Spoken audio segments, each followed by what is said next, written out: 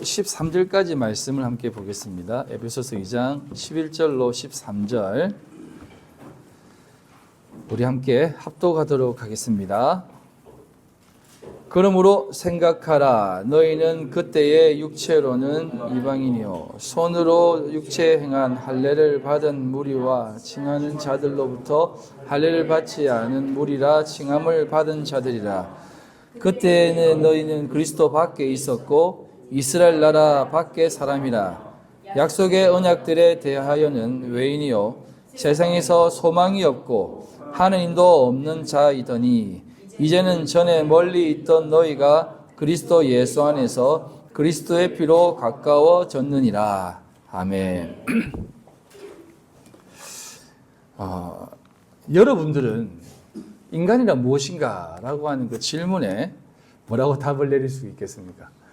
AI가 말한 이 답을 여러분들 내릴 수 있겠습니까? 아니면 나름대로의 어떤 생각으로 답을 내리실 겁니까? 사실은 이 인간이란 무엇인가, 인간은 무엇인가라고 하는 이 질문은 인간이 이성이라는 눈을 뜨고 나서부터 지금까지 계속해서 가져온 질문 중에 하나입니다. 많은 사상가들과 철학자, 정신의학을 연구하는 사람들이나 종교인들이 가장 많이 가졌던 질문입니다. 그리고 저마다 그런 고민들을 자기 자신들 나름대로 정리를 하고 저술하면서 사람들에게 설파해 왔죠. 인간이란 이런 존재다라고 말입니다. 그럼에도 불구하고 이 질문은 오늘날도 여전히 고민되어지고 또한 새롭게 재형성되고 또 재고착화되고 또 우리들을 이런 존재다라고 설득하고 있습니다. 인간이란 이런 존재다라고 말입니다. 그럼에도 불구하고 당대 최고의 철학자라고 하는 사람들이 있습니다. 칸트라든지 니체라든지 칼융이라는 사람들이 인간에 대해서 이렇게 정의를 하려고 했지만 결국은 그들도 한마디로 이렇게 정의를 내릴 수는 없다라고 말을 합니다.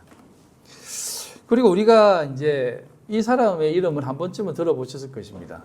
기독교계에서 가장 사랑받는 상담가로 유명한 폴 트루니에라는 사람이 있습니다. 이 사람이 인간이란 무엇인가라고 하는 책을 지었는데요. 원제목은 그건 아닙니다. 제가 다음에 한번 소개해드리고요. 그 사람이 뭐라고 했냐면 인간은 두 가지 측면이 있다고 합니다. 등장인물로서의 인간의 모습과 실제 인간의 모습이 있다는 겁니다. 그래서 예를 들면 이런 겁니다. 그 일생의 무대, 이 일생을 무대라고 얘기하거든요. 그래서 그 무대에 우리 역할을 가지고 등장인물로 살아간다는 겁니다. 그러니까 등장인물은 사실은 가면을 쓴 존재죠. 그 가면을 쓰고 행동하는 그 사람이 가지고 있는 실제 인간의 모습이 또 있는데 우리는 그 실제 모습 속에서 가면을 쓰고 행동한다는 것이죠. 그래서 이게 두 개의 별개가 아니라 서로 이렇게 소통하면서 참된 실제 인간의 모습을 찾아간다라고 이렇게 얘기를 합니다.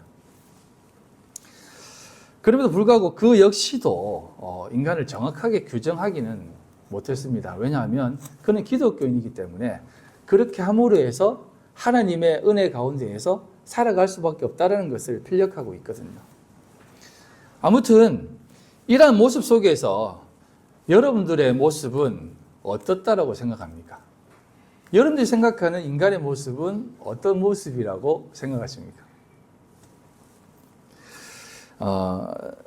하여튼 많은 책들 속에서 인간의 모습은 이런 것이다 저런 것이다라고 얘기하는데 공감되는 부분도 있고 또 공감되지 않는 부분들도 있습니다만 이 기독교 최고의 상담가라고 하는 이 폴 트루니에가 말하는 이 부분도 사실은 인간이라고 하는 그 존재를 어떻게 보면 정말 이렇게 귀한 존재라고 생각하는 그 바탕 속에서 이러한 저술을 한 것이에요.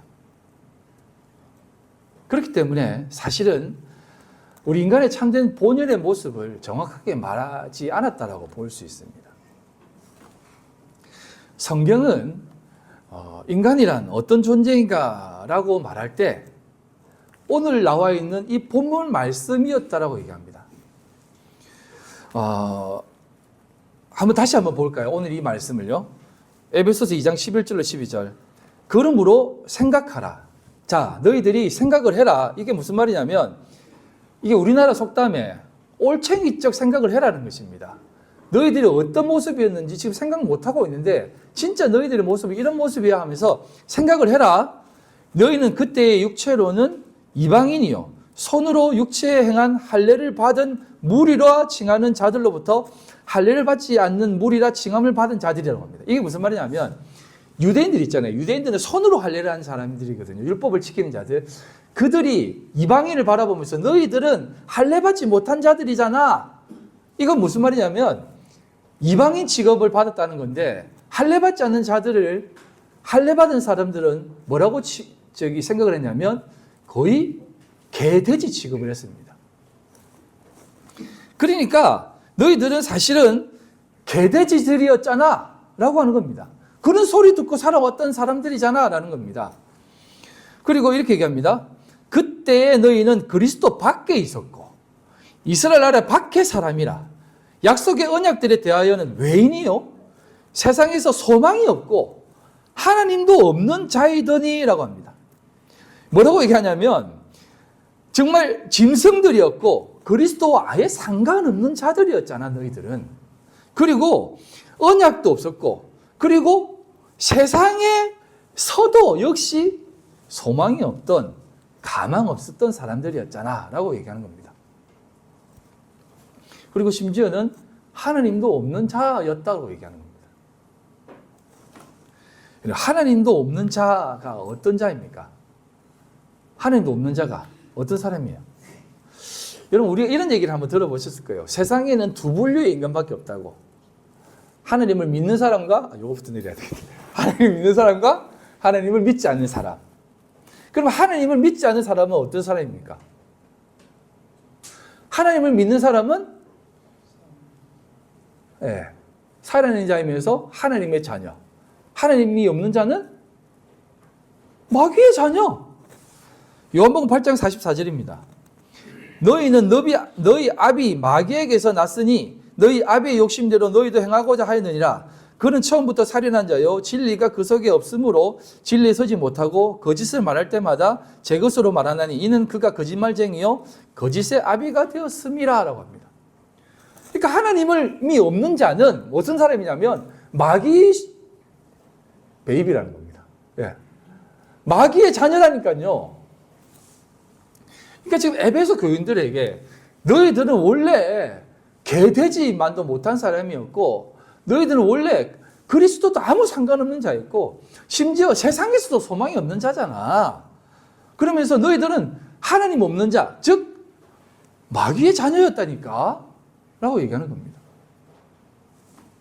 뭐 철학자들이 말하는 인간에 대한 사고라든지 인간에 대한 어떤 정의를 생각하면 이렇게까지 얘기하지는 않습니다. 늘 인간이란 어떤 고급적인 차원인가 고차원적인 어떤 모습인가 그럼에도 불구하고 인간들이 해내지 못하는 모습들 속에서 뭐 허무주의도 나오기도 하고 뭐 그런 게 하잖아요. 하지만 그러한 모든 모습들은 사실상 성경이 뭐라고 얘기하냐면 너희들은 원래 죽을 수밖에 없는 정말 죽을 수밖에 없는 그런 자들이었다라고 얘기를 하고 있습니다. 자, 그럼에도 불구하고 성경이 왜 죽을 수밖에 없는 자라고까지 우리 인간들을 향해 얘기하고 있을까요? 이 부분을 조금만 더 설명을 드리도록 하겠습니다. 오늘날의 사람들은 언제나 인간을 하나님의 형상으로 창조된 자들이라 칭하고 높이고 또 가꾸어 왔습니다. 우리가 늘 들어왔던 이야기 중에 이런 이야기가 있지 않습니까? 우리는 하나님의 형상으로 지음받은 존재이다. 그러니 하나님의 형상에 걸맞는 사람이 되어야 한다. 그래서 예배도 드리고 신앙생활도 하고 세상에서도 하나님의 형상으로 잘 살아야 한다라고 말합니다. 물론 이게 뭐 틀린 말은 아닙니다만 하나님의 형상으로 지음받은 자라는 것이 주는 의미가 우리가 지금 쉽게 생각하는 신앙생활을 잘하고 세상에서도 잘 살아가는 삶이라고 생각하십니까? 하나님의 형상으로 지음받은 존재가 우리 하나님의 형상이니까 하나님의 형상으로 잘 살아가자라고 하는 그 얘기가 오늘 많은 신앙인들이 하는 그 어떤 세상에서 잘 살고 훌륭하게 살고 예쁘게 사는 그 모습이 하나님의 형상이냐 이 말입니다. 우리가 성경을 조금만 깊이 있게 들여다보면 하나님의 사람들이라고 하는 그 사람들의 삶이 오늘날 우리가 쉽게 생각하는 하나님의 형상의 모습으로 살아간 사람과 비슷한 사람이 과연 몇이나 있습니까? 일일이 다 소개하지는 않겠습니다. 머릿속에 한번 떠올려 보십시오. 그 하나님의 사람으로 지원받은 사람들이 살아갔던 형태를 말입니다.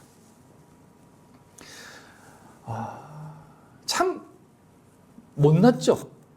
예. 사실 예수 안 믿는 사람 중에도 그 사람들보다 더 훌륭한 사람들 많다니까요. 아담 마찬가지고요. 하와도 마찬가지고, 아벨, 가인 마찬가지 아닙니까? 예? 다 그렇게 살았다니까요. 노아 빼놓고 전부 다 하나님의 형상이라고 부름받은 사람들의 삶을 보면 어떻습니까? 육체가 되었다라고 얘기하거든요. 그들이 육체가 되었다라고. 예. 아브라함도 마찬가지입니다. 여러분, 아내 2번 팔아먹을 수 있겠습니까? 한번 묻겠습니다. 아내를 2번 팔아먹었어요. 이삭 얼마나 찌질하게 살았습니다. 예. 야곱 비겁한 자, 속이는 자 아니었습니까? 남을 넘어뜨리는 자 아니었어요? 예? 야곱이 12아들의 삶을 한번 보십시오. 아주 흉폭하고 아주 못된 놈들이었어요. 예. 그럼에도 불구하고 하나님의 형상으로 지음받았다라고 얘기합니다. 그래서 또 이런 얘기를 합니다. 하나님의 형상으로 지음받은 자들이었는데 이들이 선악과를 따먹기 이전의 모습은 원래 훌륭했다. 하지만 선악과를 따먹은 이후의 모습이 타락했기 때문에 이렇게 된 것이다. 선악과를 따먹었기 때문에 이런 모습이 드러났다라고 말하죠. 자, 그럼 이렇게 말하는 사람들에게 있어서 아담의 원래 모습을 좀 한번 들여다보면 우리가 선악과를 따먹기 이전의 인간들은 어떤 삶이었는가도 알 수 있습니다. 자, 선악과 따먹기 이전의 사람은 어땠는지 한번 볼까요? 창세기 2장 4절로 8절입니다. 이것이 천지가 창조될 때에 하늘과 땅의 내력이니 여호와 하나님이 땅과 하늘을 만드시던 날에 여호와 하나님이 땅에 비를 내리지 아니하셨고 땅을 갈 사람도 없었으므로 들에는 초목이 아직 없었고 밭에는 채소가 나지 아니하였으며 안개만 땅에서 올라와 온 지면을 적셨더라라고 합니다. 이 내용을 먼저 조금만 설명을 드리면 땅에 비가 내리지 않았다, 안개만이 땅에서 올라왔다, 이런 내용은 단순히 뭐가 없었다라는 개념이 아닙니다. 원래 천지가 다 창조되어졌잖아요. 맞죠? 그런데 왜 이런 얘기를 할까요? 이건 뭐냐면 비가 없었다라고 하는 것은 제가 항상 얘기하는 게 위에서 내리는 비는 은혜라고 했지 않습니까? 하나님의 은혜가 없었다는 겁니다. 그리고 땅에 경작할 씨 맺는 채소도 없었다는 겁니다. 심지어 안개가 가득했다라고 하는 것인데 이 뒤에 한번 더 살펴보겠지만 성경에서 말하는 안개는요, 사실은 거짓 교사라든지 훅 불면 사라지는 헛된 것을 얘기합니다. 그래서 인생은 안개와 같다라고 하잖아요. 그렇기 때문에 안개가 가득했다는 것은 이게 은혜가 하나도 없었다는 겁니다. 거짓말 허하다는 것입니다. 하나님의 은혜가 없었다는 것입니다. 여호와 하나님이 땅의 흙으로 그런 상태에 있는 그곳에 있는 것을, 땅에는 안개만 자육했다고 합니다. 그런 땅에서 여호와 하나님이 땅의 흙으로 사람을 지으시고 생기를 그 코에 불어넣으시니 사람이 생명이 되니라. 여호와 하나님이 동방의 에덴에 동산을 창조하시고 그 지으신 사람을 거기 두시니라라고 합니다.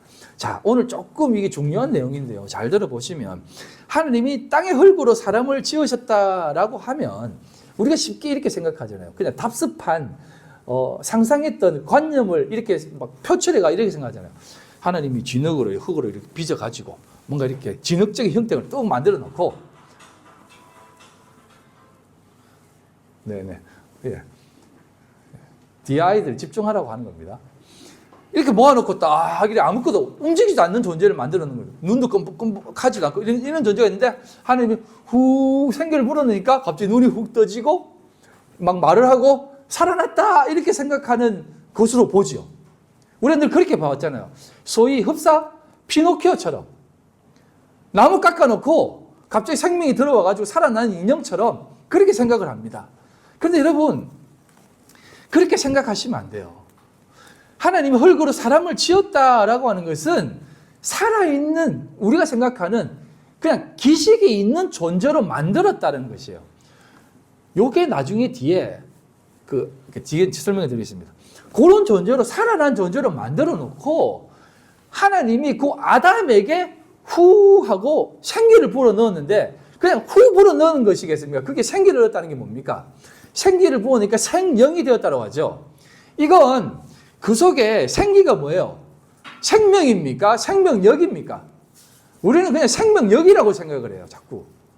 생명력이 아니라 생명을 넣은 것입니다. 그럼 생명이라는 것은 하나님의 생명을 말하는 거예요. 하나님의 생명이 뭡니까?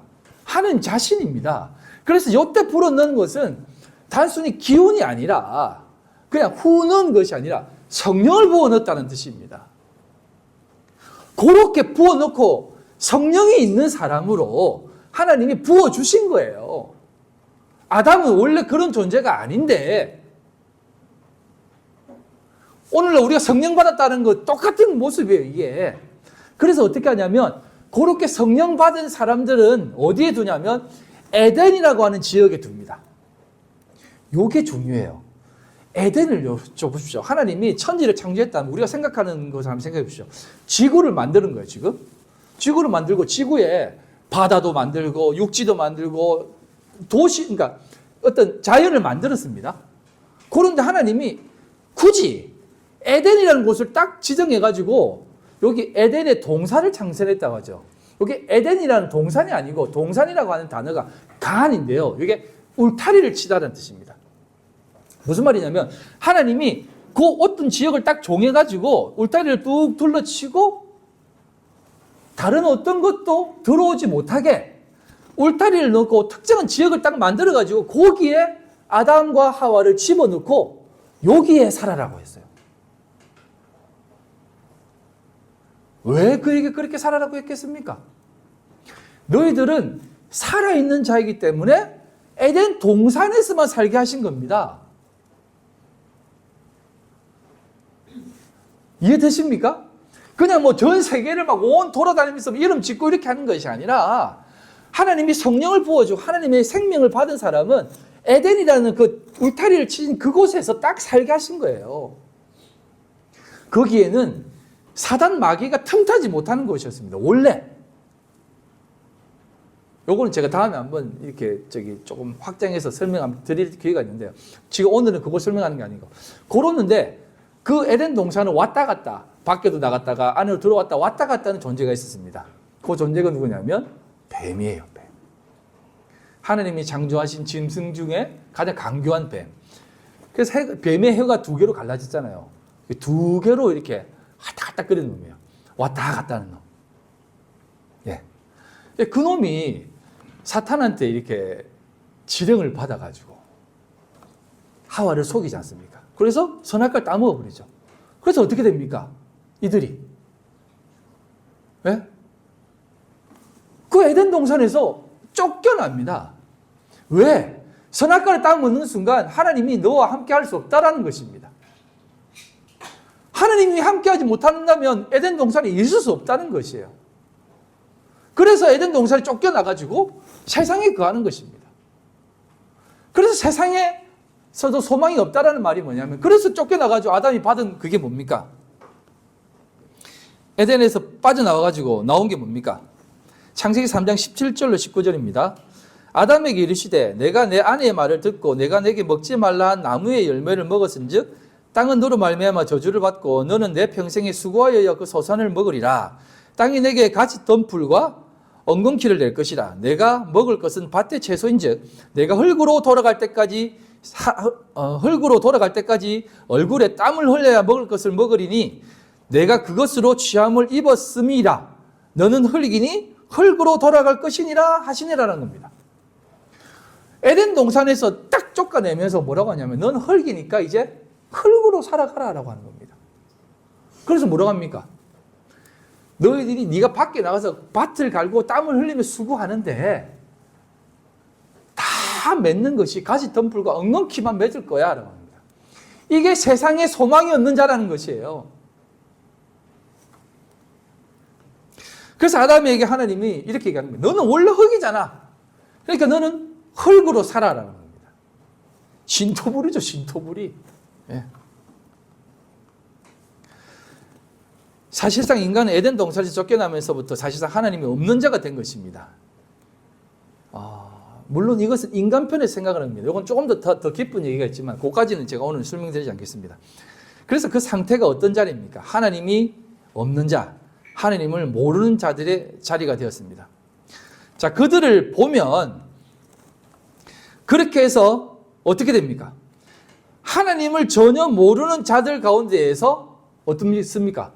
그리스도도 모르는 자, 그리스도와 관계없는 자가 되는 것입니다. 그리스도와 관계없으면 어떻습니까? 그냥 헐구로 왔다가 헐구로 죽는 거예요. 왜? 그리스도를 믿어야 하면 주의 보혈의 공로로 우리가 살아나기 때문에. 그래서 그들이 얘기하는 그 모든 삶은 그리스도도 없고 언약도 없고 아무것도 없는 육체가 되었다라고 얘기하는 것이에요. 그래서 여러분, 우리 인간들이 하느님 앞에 복을 받는다라고 하는 그 개념이 어떤 개념이냐면, 여러분, 복이라고 하는 것은 항상 언약과 관계되는 것이잖아요.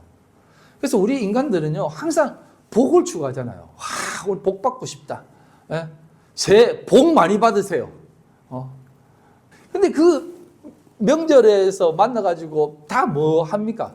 덕담하고 복을 빌고 또 용돈 주면서 너도 이렇게 훌륭한 복을 받고 살아라 하면서 막 하잖아요. 그리고 봉투에도 복자가 있고, 예? 숟가락에도 복자가 있고, 대문에도 복자가 있고, 심지어는 대문에 복자를 까꿀로 붙여가지고 하늘에서 복이 좀 떨어지게 하는 그런 복이라고 생각하잖아요. 그 인간들은 항상 복이라고 하면 뭔가 이 세상에서, 이 땅에서 잘 먹고 잘 살고 평화롭고 안녕한 것을 복이라고 생각합니다. 근데 이 복이라고 하는 것은 사실상 언약과 관계된 것이거든요. 언약은 세 가지로 볼 수가 있는데 이건 설명드리진 않겠습니다. 말만 하겠습니다. 뭐 행위 언약, 그 다음에 은혜 언약, 구속 언약 이런 게 있는데 이게 다 복하고 연결되어 있습니다. 예. 땅의 모든 민족이 너로 인하여 복을 받는다라고 하는 그 은혜 언약과 뭐 행위 언약, 뭐 하나님 말씀을 지키면 복을 받고 지키지 않으면 복을 받지 않는다. 다 복과 연결된 거거든요. 근데 이게 복하고 연결됐는데 그걸 우리가 생각하는 그런 복이 아니라 성경에서 말하는 복은 하나님이 우리 인간에 내려와서 너희들과 함께 하겠다라고 하는 것이 복이라는 거예요. 그래서 복이라고 하는 것은 하나님이 너희들과 함께 동행해서 너희들과 함께 살아가겠다는 게 복이거든요. 그 인간들이 우리 속에서 하나님이 딱 떠나는 순간 지 아무리 세상에서 복을 누리고 살아도 그건 복이 없는 거예요. 하지만 우리가 아무리 없고 힘들고 괴로워도 하나님이 나와 함께하면 그것은 언약이 있는 자고 그리스도와 관계 있는 자고 복을 받을 자라는 것입니다. 시편 73편 28절에 이렇게 얘기하는 겁니다. 히브리어 바라크라고 하는 이 복, 하나님께 가까이함이 내게 복이라. 내가 주 여호와를 나의 피난처로 삼아 주의 모든 행적을 전파리이다. 하나님이 나와 가까이 하는 것, 가까이 한다는 게 뭡니까? 우리가 잘 아는 임마누엘, 하나님이 우리와 함께 하신다. 이게 복이라는 것이에요. 그래서 예수님이 이 땅에 오실 때 뭐라고 얘기합니까? 예? 하늘에서는 지극히 높으신 하나님의 영광이고 땅에서는 기뻐하심을 입은 그 가운데에 평화로다라고 하는 겁니다. 영광과 평화가 그리스도가 오는 그 자리에 임하는 것입니다. 여러분, 우리 가운데 영광과 평화가 있다면 그만큼 기쁘고 감사한 일이 어디에 있겠습니까? 그게 복이라는 것이죠. 그래서 그 언약대로 살아가고 그리스도와 관계 있는 삶이 있는 자들이야말로 복받은 자들인데, 지금 이 세상 사람들은 그리스도와 관계가 없고 세상에서도 소망이 없다라고 얘기하는 겁니다. 여러분, 세상이 소망이 없다는 것이 무엇으로 증명되어지는지 아세요? 모든 의사들이 입을 모아 얘기합니다. 2030년대에 와서 가장 많은 질병은 디프레션, 우울증이라는 것입니다. 모든 인간들이 우울증에 걸린다는 것입니다. 우울증이 뭔지 아세요? 예? 세상에 소망이 없는 거예요. 살 소망이 없는 것입니다. 그래서 여러분, 이 세상 살아가면서 가장 두려운 게 뭐예요? 죽는 거 아닙니까? 그래서 우울증 걸린 사람은 그 죽음이 주는 그 두려움보다 더 큰 두려움이 우울증이 오기 때문에 우울증 걸린 사람이 죽음을 선택하는 거예요. 죽음의 공포를 이겨내는 그 두려움. 그게 우울증인 거예요. 근데 우울증이 왜 오는 겁니까? 이 세상 바라보면 소망이 없어요. 아무리 돈 많고 아무리 재벌가 있는 사람도 여러분 왜 자기 빌딩에서 뛰어내립니까? 왜 그 돈 많은 사람들 늘 그 뭡니까? 하얀 물약 뭡니까 그게? 프로폴리스? 뭐예요 그거? 프로포폴이에요. 프로포폴. 프로포폴을 그렇게 찾아가지고 불법을 하면서 프로포폴을 찾습니까? 잠을 못 청한다는 거죠. 여러분 이게 왜 그 재벌가들이 잠을 못 찾아가지고 그걸 자꾸 막 찔러가지고 넣고 그렇게 하겠습니까? 왜 유명 연예인들이, 그 인기 연예인들이 그렇게 술에 찌들러 살고 얼굴을 뜯어 고치고 왜 그렇게 마약을 찾고 하겠습니까? 심지어는 스스로 목숨을 끊고 그렇게 합니다. 아무리 부귀영화를 누리고 돈이 많아도 소망이 없다는 거예요. 소망이. 여러분 이게 아무리 땅에서 경작을 하고 돈을 많이 모으고 그렇게 해도 성경은 뭐라고 하냐면 그게 가시덤불과 엉겅퀴이기 때문에 그것으로 너희들 아무리 씹어봐야 아무리 씹어 돌려봐야 그냥 공갈빵이야 라고 하는 겁니다. 그래서 예수님이 이런 얘기 하잖아요. 바깥에서 이를 갈며 막 후회하게 될 것이다. 어두운 데서 이를 갈며 있을 것이다 라고 하잖아요. 이를 간다는 것은요. 시브리 개념으로 이를 간다는 것은 입안에 뭐가 들어온 줄 알고 막 씹었는데 아무것도 없는 거예요. 그래서 그냥 입만 씹어 돌리는 거예요. 그게 이를 가는 거예요. 먹었다고 얘기하고 채웠다고 생각했는데 공허한 겁니다. 아무리 먹어도 공허한 거예요. 그래서 아무리 땅에서 많이 거두고 쌓아놓고 채워놓아도 아무것도 아니다는 것입니다. 그래서 예수님께서 이런 얘기 하시잖아요. 너희 보물을 땅에 쌓지 말고 하늘에 쌓아두어라 라고 얘기하지 않습니까?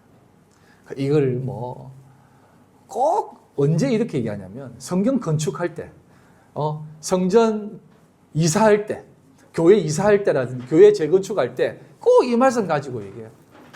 너희 보물을 하늘에 쌓아두라. 그러면은 좀이라든지 동록이 해하지 못해. 너희가 쌓아 올린 그 하늘에 바친 그 물질 절대 손 못 댈 거야. 그러니까 바쳐 하면서 교회 짓는데 돈을 막 쏟아붓게 합니다. 그게 하늘에 쌓는 거예요. 삼척통자도 알겠습니다. 진짜. 그게 아니라는 거. 여러분 땅에 쌓지 말라라고 하는 것은 땅으로 쌓으면 그것은 땅만 된다는 것입니다.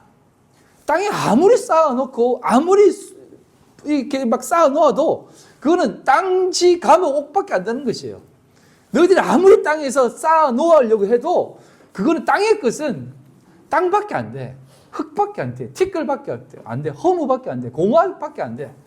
하지만 하늘에 쌓아둔다는 것은 하늘의 것으로 참된 진리로 쌓아 올려라. 그러면 그것은 하늘이 되어서 하늘의 것으로 하느님 앞에 참된 진리로 들어지게 될 것이라는 것입니다.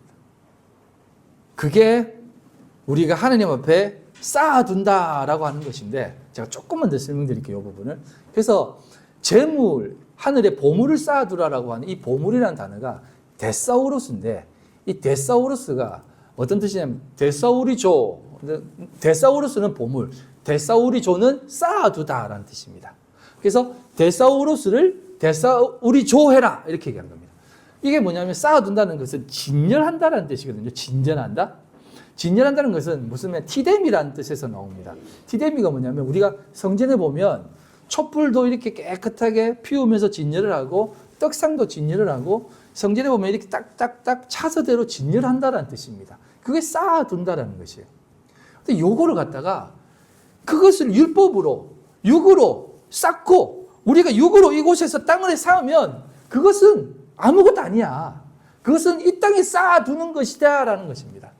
하지만 그 쌓아둔 것을 그리스도로, 진리로, 복으로, 참된 은혜로 바라보게 되면 그게 하늘에 쌓아놓는 거야 라는 뜻입니다. 근데 지금 세상은 늘 어디에 쌓아 올립니까? 모래 위에 쌓아 올리고 있잖아요. 모래 위에. 바람이 불고 비가 오면 다 무너져 버리는 그런 곳에 쌓아 올리고 있잖아요. 그렇게 되어지면 결국은 소망이 없다는 것입니다. 세상에 소망 없는 삶을 산다는 것입니다. 한 집사님이 그렇게 열심히 해서 남편이 준 월급을 꼬박꼬박 모아가지고 주택 자금을 그렇게 부어가지고 했는데 하나님 한번 훅 부니까 다 날아가 버리던데요. 남편이 보증 한 번 다 잘못 써가지고 그냥 순식간에 그렇게 모아둔 돈이 쑥 없어져 버리더라고요. 정말 괴롭고 삶의 희망이 없어지더라고요. 그래서 제가 그걸 보면서 뭐라고 얘기했겠습니까? 그렇죠. 하나님 한번 불면 없어질 수밖에 없죠.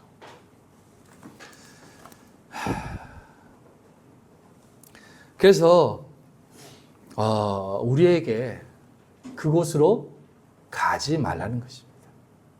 너희들이 이제 그 이전의 그 모습으로 살아가는 것으로 살면 너희들도 역시 죽게 될 수밖에 없다라는 것을 말씀해 주고 있는 것입니다. 세상 사람들이 지정해 놓고 추구하는 그 나름의 세계관을 가지고 많은 사람들이 인간을 정의하고 또 인간은 이런 모습으로 살아간다고 하지만 사실은 그것은 결국 인간의 참된 모습을 보지 못하게 만드는 것이다 이 말입니다. 성경은 우리를 향해서 인간은 티끌, 먼지, 아무것도 아닌 자다라고 얘기합니다. 하나님의 영광이 떠난 자들에게는. 그래서 흙의 자리에서 살아나는 그 인간을 뭐라고 얘기합니까 우리가? 지옥에서 살아가는 사람이다 라고 얘기하는 것이에요. 그래서 하나님께서 우리에게 늘 이렇게 얘기하는 겁니다. 그것은 다 안개와 같다. 안개와 같은 그거 쫓지 말고 그거 잡으려고 하지 말고 그거 먹으려고 하지 말라라는 것입니다. 베드로후서 2장 17절입니다. 이 사람들은 물 없는 샘이요 광풍에 밀려가는 안개니 그들을 위하여 캄캄한 어둠이 예비되어 있나니 라고 하는 겁니다. 베드로가 성도들에게 이렇게 합니다. 너희들 자꾸 그렇게 거짓된 세상의 원리와 거짓된 가르침 쫓아가지 마라. 그것은 물 없는 샘이야. 그리고 그것은 광풍에 밀려나는 안개고 그들은 캄캄한 어둠이 예비된 것이야. 그러니 쫓아가지 말라는 것이죠. 왜 그런 것을 부러워하느냐 이 말입니다. 앞에 소개한 그 폴 투르니에가 이렇게 얘기합니다. 인생은 하나님이 완성해 놓은 악보와 같다. 그러니까 하나님이 악보를 만든 작곡가와 같은 모습으로 우리에게 있다는 것입니다. 그래서 그럼 성도들은 누구냐? 그러니까 그 성도들은 두 가지 모습이 있는데 하나님이 작곡가이고 그 작곡가를 이제 오케스트라에게 주지 않습니까?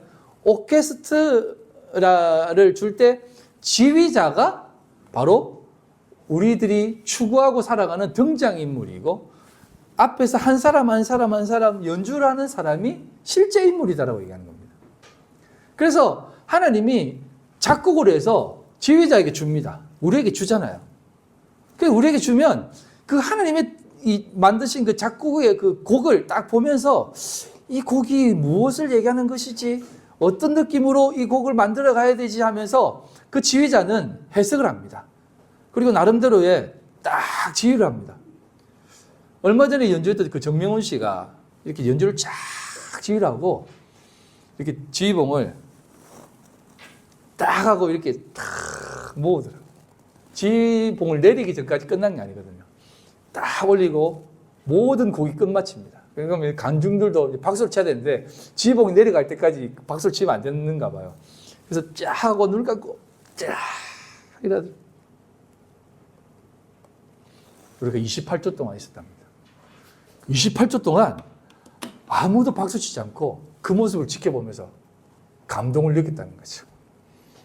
딱 내리니까 박수 왁 쳤다 이렇게 하더라고요. 그러니까 이게 지휘자는 그 곡을 해석하는 겁니다. 그리고 그 지휘자에 의해서 실제 인간들은 연주를 막 하는 거예요. 그래서 폴 플루니에가 우리 인생은 그런 거 아니겠느냐. 그 작곡가가 준 그 곡을 받아 우리가 지휘자로 살아가는데 실제적으로 연주하는 사람들은 그 지휘자의 마음을 읽어서 이렇게 하면서 이 세상 가운데 바둥바둥 살아간다는 것입니다. 그러면서 실제의 인간의 모습을 하나씩 둘씩 찾아간다는 것입니다. 그래서 하모니를 이렇게 강조하면서 그분은 사람과 사람의 소통과 또 대화와 나눔을 통해서 참된 인간의 모습을, 실제 인간의 모습을 찾아간다라고 얘기를 합니다. 공감이 되는 표현입니다. 공감이 되는 것이. 그래서 하나님이 여러분들에게 지금 제가 이제 결론으로 지금 가고 있습니다. 우리 원래 인간으로서의 삶은 아무것도 없는 자예요. 예? 역할을 분담받지 못한 그냥 육체들이었습니다. 근데 하나님이 여러분들에게 이 세상을 살도록 역할을 딱 지금 던져주시는 겁니다. 등장인물로 이 역할 해라, 요 역할 해라, 이런 것으로 해석하여서 살아가라라고 말하는 겁니다. 그러면 그 역할을 가지고 이 세상을 사는 것입니다.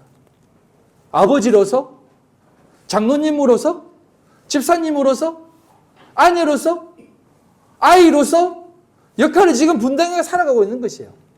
자, 그러면 그 역할 뒤에 있는 실제 인물은 어떤 인물이겠습니까? 그 실제 인물이 뭐겠습니까? 우리는 이 역할을 감당할 수 없는 존재지. 아무것도 할 수 없는 존재지. 정말 이 역할을 우리가 감당할 수 없는 존재임에도 불구하고 하나님은 왜 우리에게 이 역할을 만들어 주셨을까? 라고 하는 그 긴장감 속에서 우리의 참된 모습을 깨달아가고 그 역할을 부여하신 하나님을 발견하면서 이 세상 가운데 훌륭하게 그 역할을 감당해 나가며 살아가는 것이다 이 말입니다. 그럼에도 불구하고 세상은 여전히 이 세상은 우리 인간이 충분히 해낼 수 있다라고 생각하고 여전히 세상에는 소망이 있다라고 얘기하는 것입니다. 여러분 소망 없습니다. 세상에는요. 오직 소망은 하나님께만 있다 이 말이에요. 하나님이 우리에게 역할을 주시고 생명을 부어주시고 그렇게 살게 하셔야만 살아있는 자다 이 말이에요. 근데 그 삶은 사실은 쉽지가 않습니다. 한 사람의 예만 들고 마치도록 하겠습니다. 노아. 세상 모든 사람들이 그냥 잘 먹고 살았어요. 여러분 노아의 시대에는요 비가 안 왔습니다. 촉촉하고 습기 있고 식물들 너무 잘 자랐던 때입니다. 일 안 해도 될 때예요. 여러분 동남아 사람들이 왜 게으릅니까? 나가면 먹을 게 있기 때문에 게으른 거예요. 브라질에 있는 사람들이 왜 전쟁을 안 하는 줄 아세요? 나가면 먹을 게 있으니까 굳이 땅 먹으려고 안 하는 거예요. 여러분 그렇게 살아왔던 사람인데 갑자기 노아가 산 꼭대기에다가 배를 만든 거예요. 그거 뭐야? 아니 비도 안 오는데 왜 배를 만드는 거야? 그것도 120년 동안 만들었다고 그래요. 그럼 120년 동안 노아의 삶을 한번 생각해 봤습니까?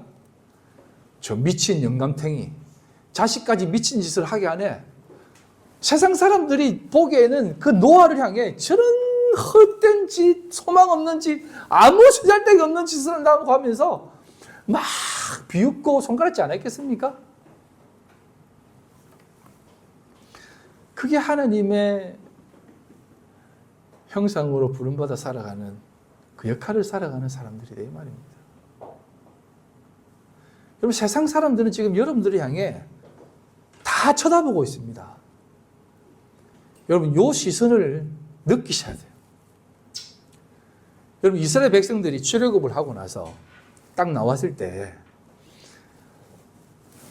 여러분 이스라엘 백성들이 출애굽을 딱 하고 광야로 딱 들어갔는데 그 삶이 어떤 삶이었냐면 하나님이 이끄는 삶이었습니다. 성전, 성막 그걸 중심으로 해서 이스라엘 민족들이 쫙 이동을 했습니다. 그런데 그 이동이 어떤 이동인지 아세요? 주변의 모든 세상들이 쳐다보고 있는 이동이었다니까요. 여러분, 그 이스라엘 민족들이 광야로 끌려가가지고 광야에서 40년 동안 뺑뺑이 돌며 고생했다고 생각하지 마세요. 이스라엘 민족들은 세상이 쳐다보게 그곳에 살아간 것입니다. 여러분, 나중에 여호수아가 가나안 땅에 들어갈 때 여리고성에서 그 기생 라합을 만나잖아요. 뭐라고 합니까? 당신들의 행적을 바라보고 우리 민족들이 간담이 서늘하고 간이 다 녹아있다라고 얘기합니다. 여러분, 광야에서 그 이스라엘 민족들이 행할 때에 구름 기둥으로 낮에는 구름 기둥 인도하시고 밤에는 불 기둥을 지켜주는 그 모습을 주변에서 속속들이 숨어서 다 지켜보고 있었던 겁니다. 왜 지켜봤을까요? 이야, 당대 최고의 나라인, 세상에 가장 권력이 있고 세상에 가장 최고인 그 나라인 애굽에서 이 사람들이 살기 싫다고 나왔대. 그리고 나가지 말라고 그렇게 붙잡았는데도 불구하고 그들은 나왔대. 왜 나왔냐면 하나님을 섬기겠다고, 하나님이 원하는 그 자리에서 예배하고자 제사 드리고자 나왔대. 왜? 왜 삼성을 나왔대? 왜 은행을 나왔대? 하나님 앞에 헌신하려고. 왜? 미친 거 아니야? 얼마나 잘 사는가 한번 보자. 여러분, 그런 식으로 봤다니까요. 스데반이 왜 그 광야 생활을 광야 교회라고 했는지 아십니까? 지금 세상 사람들 여러분들 다 쳐다보고 있어요. 교회 다니는 여러분들 바라보면서 교회 다닌다고 뭐 용 빼는 재주가 있어? 얼마나 잘하는지 한번 보게? 말 안 하죠. 인격적이니까. 너 교회 다닌다고? 한번 내가 보자. 이런 사태에서 교회 다니는 사람은 어떻게 처리하는지 여러분 다 쳐다보고 있습니다. 그래서 여러분 그거 쳐다보다가 와, 하나님이 이런 분이시구나 라는 것을 깨달았을 때 세상을 버리고 나도 당신의 종으로 써주세요 라고 하는 민족들이 있었다니까요. 중단 잡족들이 있었습니다. 같이 가고자 하는 사람들. 그러나 여러분, 그 삶이 어떤 삶인지 아세요? 그냥 구름이 떠오르면 같이 따라가야 되고 구름이 멈추면 멈추는, 어떻게 보면 아무 실효력이 없는 삶이에요. 농사도 짓지도 않고 아무것도 아니지 않고 뭐 재물만 되는 양들이나 키우고 하늘에서 만나 같은 게 내렸는데 내가 보기에는 지금 맛대가리 없는 게 내려서 막 거도 들이가 먹는데 우리는 더 맛있는 게 있는데, 여리고성에 뭐가 있다고요? 사람 머리만한 포도송이가 있었다니까요. 젖과 꿀이 흐르는 땅이었다니까요. 우리 기는 거 먹는데 저거는 만나 긁어가 먹고 있는데 뭘 저렇게 살고 있나? 얼마만큼 사는 거 쳐다보고 있다니까요. 만나는 이 세상 양식이 아니라 예수 그리스도 상징하니까 뭐 여러분들 만나 같은 거 먹고 살라는 거 아닙니다. 우리도 좋은 거 먹어야 돼요. 예? 그렇게 여러분, 세상은요, 교회는 조롱거리가 됩니다. 사실 조롱거리였어요. 이스라엘 민족들이. 저런 큰 민족이 왜 저런 짓을 하며 살지? 조롱거리였다니까요. 그러나 여러분, 그렇게 하나님의 때가 되었을 때 모세가 죽고 여호수아를 통해서 어디로 들어갑니까? 눈으로만 보십시오. 여호수아를 통해서 어디로 들어갑니까? 여호수아 5장 10절로 12절입니다. 이스라엘 광야 딱 그 여리고성을 무너뜨리고 가나안 땅에 딱 들어가는 순간 어떤 일이 납니까? 네. 그곳에 있는 양식을 먹었다라고 합니다. 농사 지을 것도 없었어요. 그냥 하나님이 다 준비해 놓고 먹어라 라고 했던 것입니다. 그래서 만나 끝이고 세상 양식까지도 먹게 하신다 이 말입니다. 말씀을 끝내겠습니다. 우리도 역시 이 세상 사람들과 같은 자리에 있었습니다. 하지만 하나님께서 우리를 불러내어서 하나님의 나라로 이끄시며 낳으셨습니다. 그것을 바라보며 오늘도 세상 기웃거리지 마시고 세상이 추구하는 삶을 부러워하지도 마시고 그 자리는 소망 없는 자라는 것을 인식하시고, 아, 소망은 오직 하늘에 있구나. 예수님께 있구나. 믿음 가운데 있구나. 이것을 꼭 기억하고 오늘 이 세상 하나님 앞에 멋지게 살아가는 우리 성도들 다 되시기를 주님의 이름으로 간절히 소망합니다. 기도하겠습니다. 하나님 아버지, 감사합니다. 우리도 전에 그러한 자리에 있었습니다. 그럼에도 불구하고 우리를 불러내어서 하나님의 사람으로 하나님의 자리에 있는 자들로 불러 이 땅을 살게 하십니다.